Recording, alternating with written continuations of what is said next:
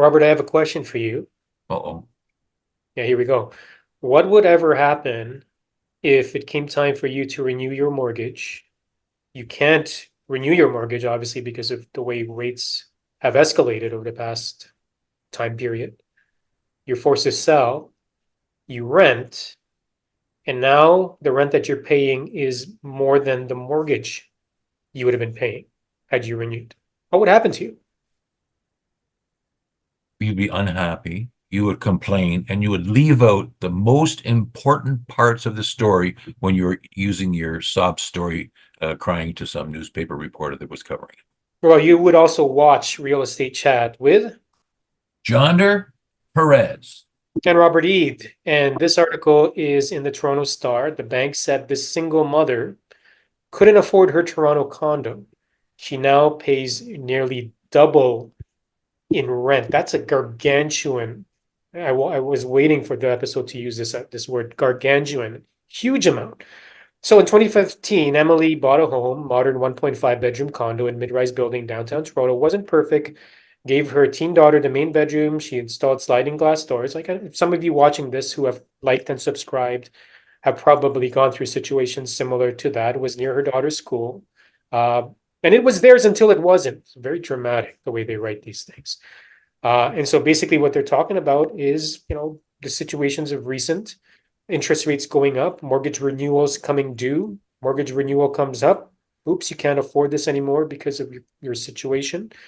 Uh, and so what ended up happening, I mean, they talk about a couple of things, such as, having an additional person on her application as security to qualify for the mortgage, all that sort of other stuff, which Co-signer bear trust. Yes, yeah. very much in the news.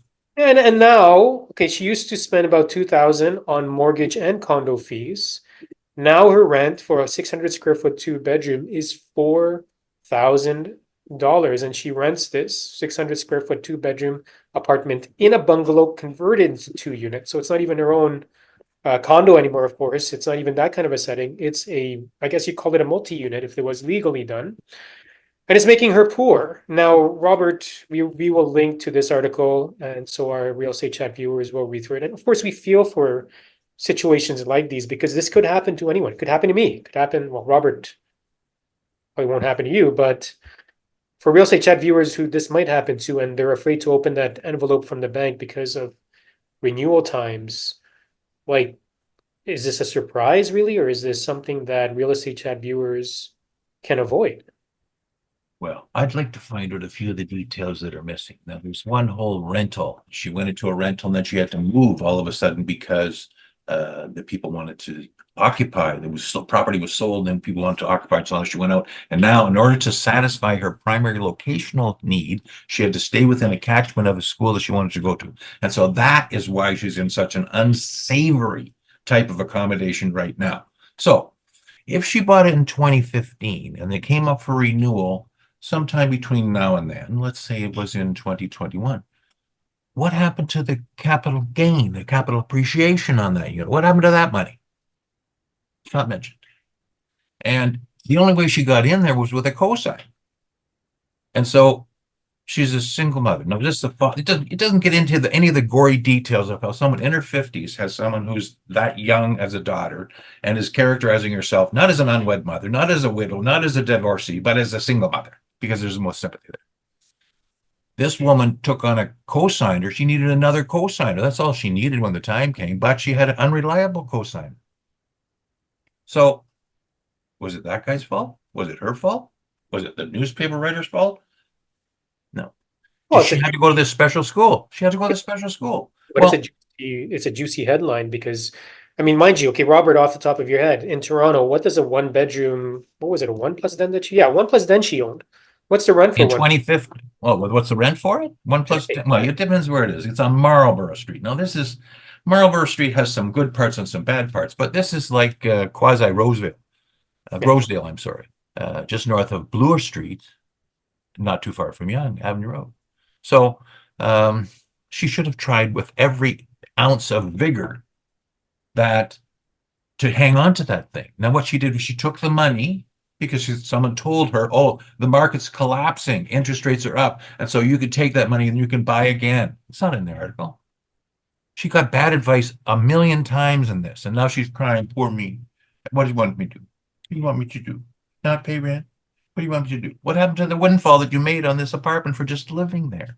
So, whoever wrote this has either worked for the Toronto Star or the CBC, one or the other. And Oh, it is a Toronto article, but it is quite possible. Let me flip it around. Okay, it is quite possible that rent that does double. But to Robert's point, yes, what happened to all that money? Because if you did buy, if I do my math correctly, that was 9 years ago, 8 years ago, even if let's say it's a well, she mid. bought in 2015. So let's say she got a 5-year mortgage. So 2020, the mortgage came up for renewal. She couldn't Yeah, figure yeah, it. it came Or up maybe again. two Whatever. threes, and it was 2021 or 2022.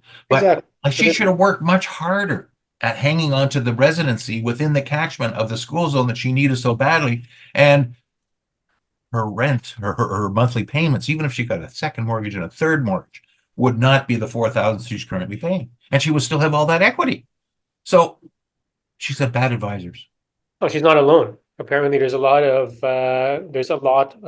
former owners that are now becoming renters as a result of this. Robert, can we blame the real estate market? Can we blame the government for the interest rates? I mean, you obviously blame bad advice on it, but hey, interest Who's rates are not in my Who control. signed the paper saying that they understood the terms and they were willing to pay and they knew it was not forever, it was for 6 months, it was for 1 year, it was for 12 years.